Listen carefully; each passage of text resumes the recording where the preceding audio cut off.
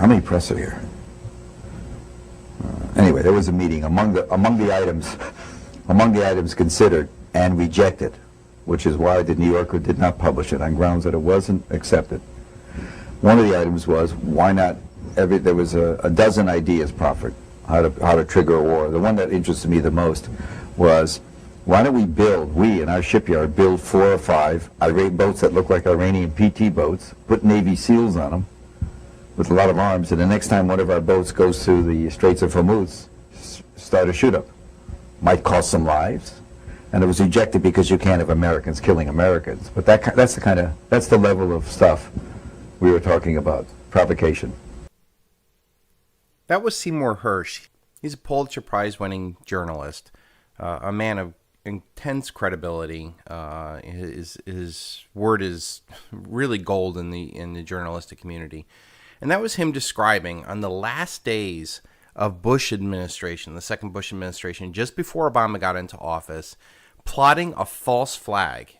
And, you know, it's the equivalent of, and they didn't publish the story because it didn't turn into policy, okay?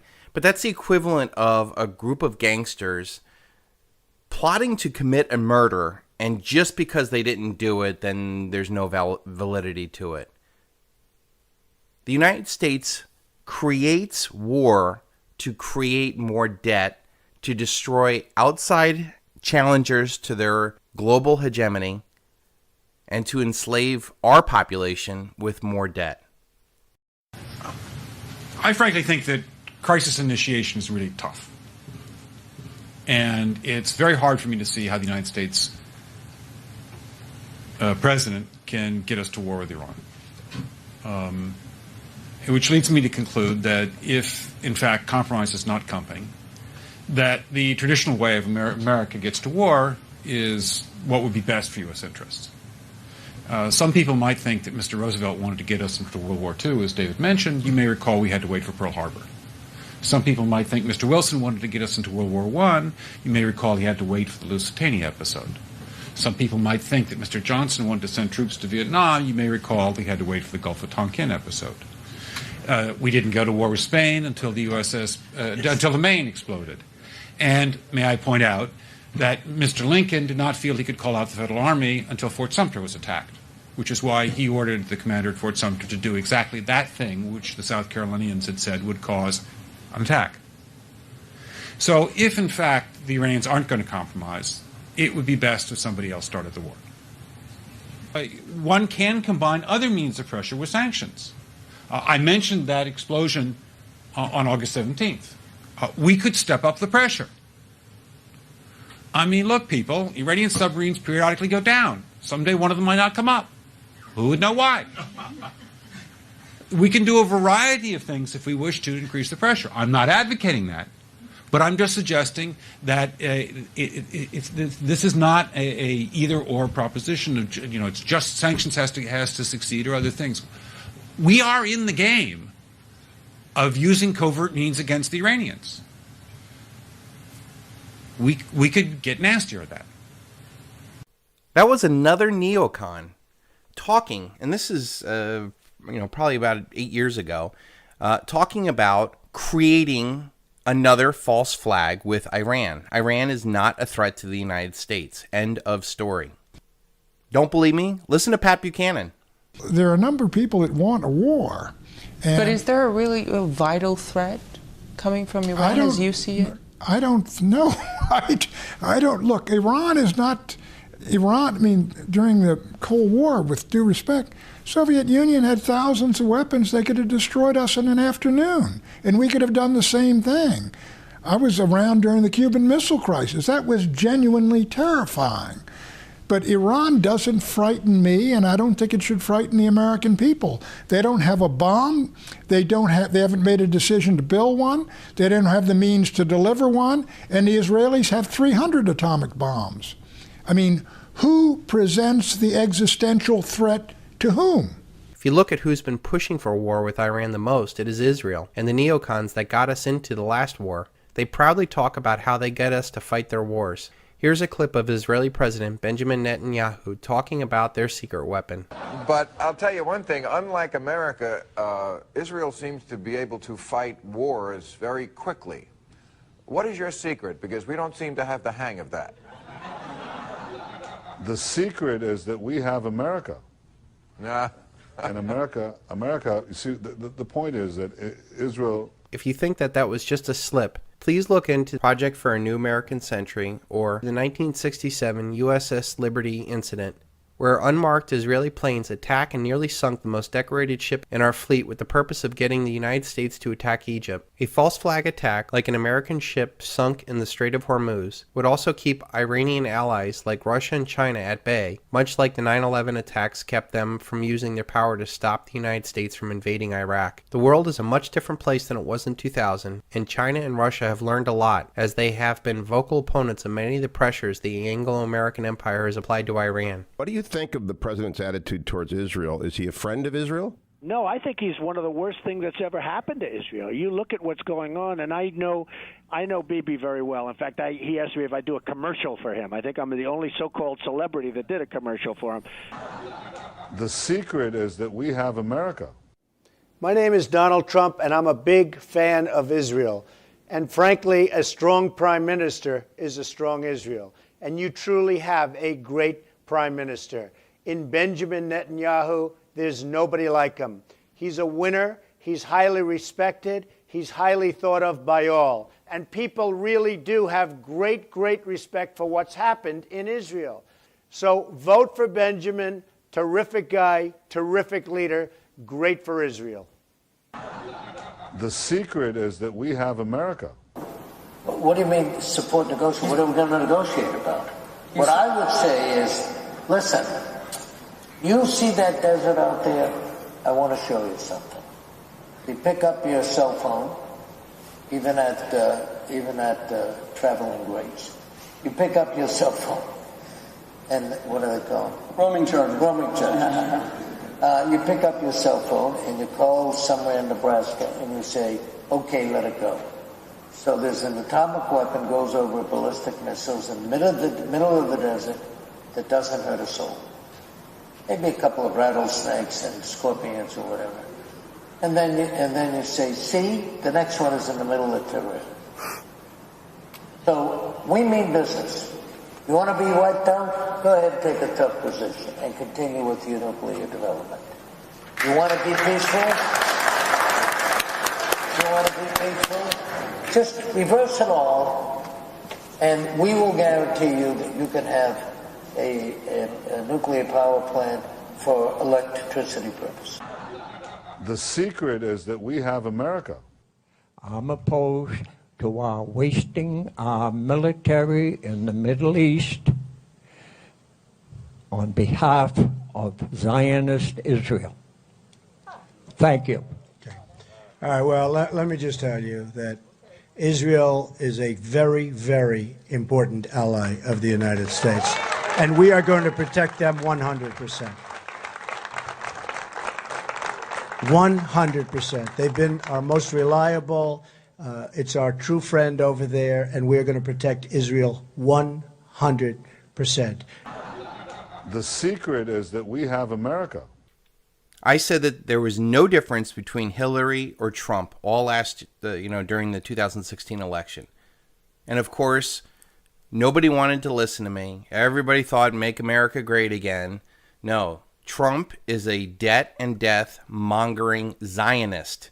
He is going to drive us to war. The one thing I could give Obama credit for, despite doubling the national debt, despite opening the borders, despite, financially ruining this country, the one thing he did not do is get us into war with Syria and war with Iran.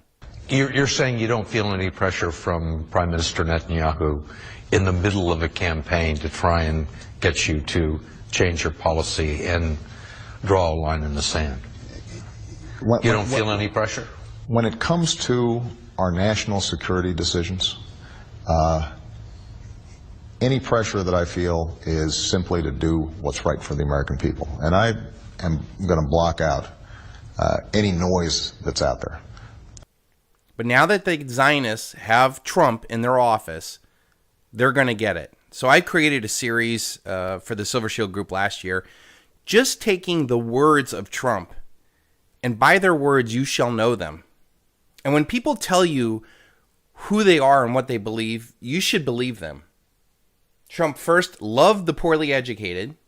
We won with poorly educated. I love the poorly educated. He loves debt. He calls himself the king of debt. I mean, these people are crazy. This is the United States government. First of all, you never have to default because you print the money. I hate to tell you, okay? So there's never a default. You know, I'm the king of debt. I understand debt better than probably anybody. I know how to deal with debt so very well. I love debt. He says, I love war, and I'm really good at it. Who are you consulting with consistently so that you're ready on day one? I'm speaking with myself, number one. This is the Trump theory on war. I'm really good at war. I love war in a certain way. Including with nukes. Yes, including with nukes. I love Israel, and I'm very pro-Israel. I love Israel and honor and respect the Jewish faith and tradition. Those four things are the ingredients to creating another Zionist war in the Middle East that Americans are going to spill their blood for and their fortunes. When I become president, the days of treating Israel like a second-class citizen will end on day one.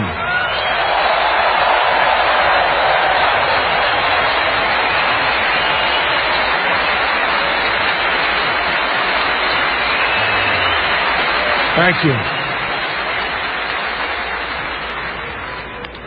And when I say something, I mean it. I mean it. I will meet with Prime Minister Netanyahu immediately. I have known him for many years and will be able to work closely together to help bring stability and peace to Israel and to the entire region. Meanwhile, every single day you have rampant incitement and children being taught to hate Israel and to hate the Jews. It has to stop.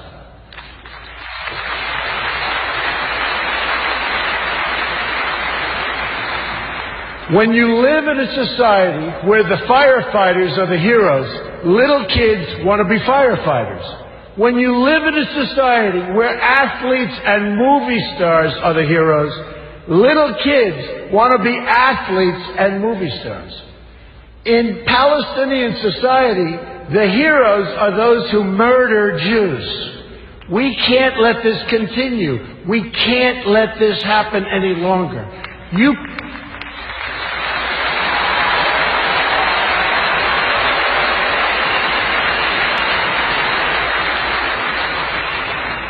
You cannot achieve peace if terrorists are treated as martyrs.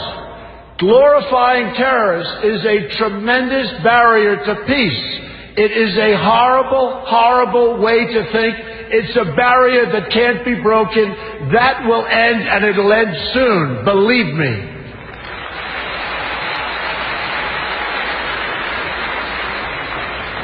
In Palestinian textbooks and mosques, you've got a culture of hatred that has been fermenting there for years, and if we want to achieve peace, they've got to go out and they've got to start this educational process. They have to end education of hatred. They have to end it, and now.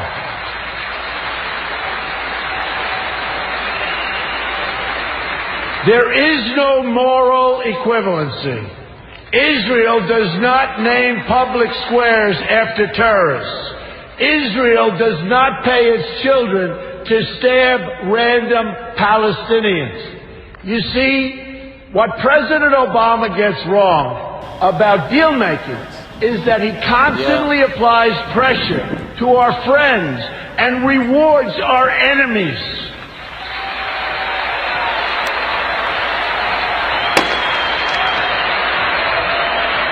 That's what will happen when Donald Trump is President of the United States.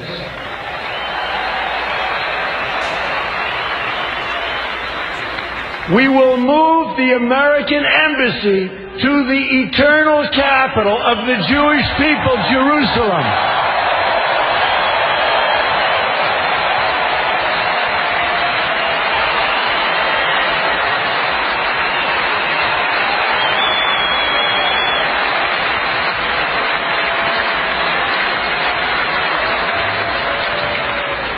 And we will send a clear signal that there is no daylight between America and our most reliable ally, the State of Israel.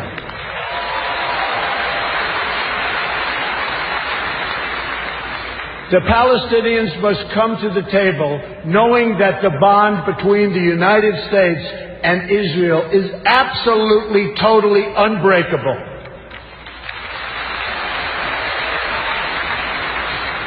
They must come to the table willing and able to stop the terror being committed on a daily basis against Israel. They must do that. And they must come to the table willing to accept that Israel is a Jewish state and it will forever exist as a Jewish state.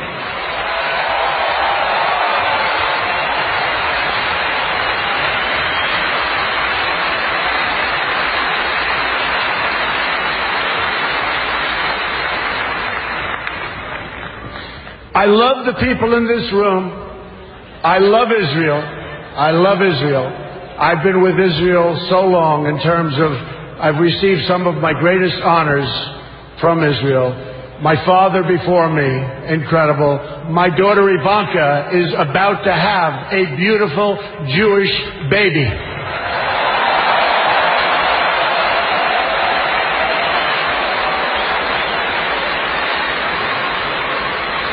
In fact, it could be happening right now, which would be very nice as far as I'm concerned. So I want to thank you very much. This has been a truly great honor. Thank you, everybody. Thank you. Thank you very much.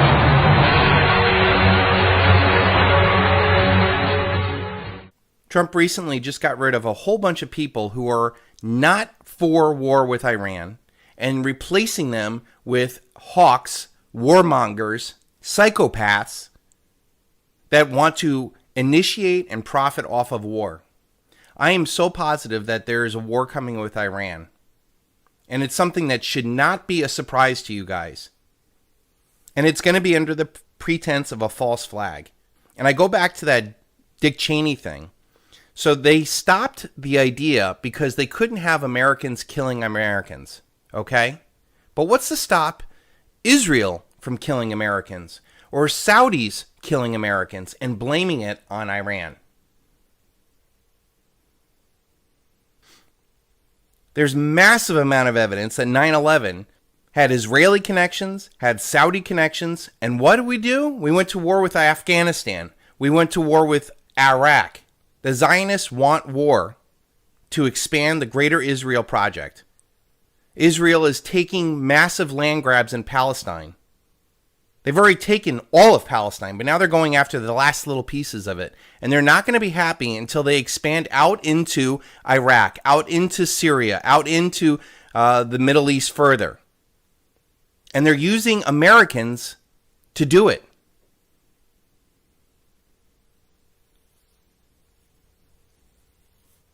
That's why all these presidents go to AIPAC and kiss their finger.